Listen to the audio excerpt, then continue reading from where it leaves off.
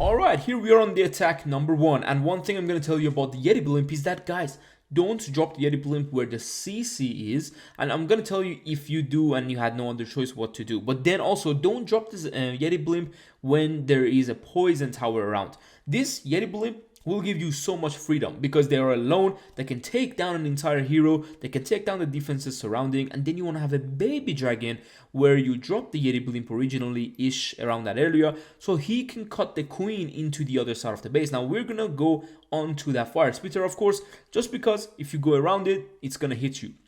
So, wall breaker, we're gonna have a Yeti on the outside, make sure the king is further away from the army. On this attack, I believe my king may even come to the army, but you don't really want that. You can see how we put everything down, the Ice Golem, Titan, and the Yetis, and we're gonna have RC on the side. I wished my king would have gone to the outside, but it doesn't matter too much. You can see how the RC can do the same, even better than the king. So you may not know, like, the RC used to be used just like this on the outer edges of the base when the main army used to go into the base. This is what I'm saying. This is an original Smash army that works way too well for what it's supposed to. Now we're gonna have, of course, the rage spell healing, and not healing, like on the healers to heal the army. You can have the king ability whenever it's needed, kind of help the RC out, and this is our next improvement. So on the RC ability, if you have the rocket spare, she can actually stay behind the army. You can use an invisibility spell if she's under so much damage, so she can stay in one place,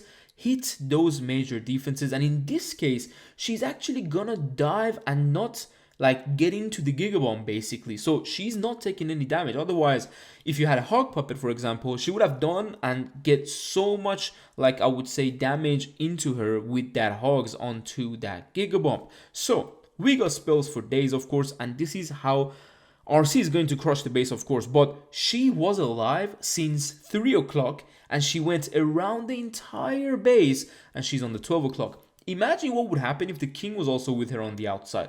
I'm telling you, the army is absolutely insane and it works really well against every single base style because no one is ready for it. You have a simple Yeti blimp. I know a lot of you may have already been so done with RC charges.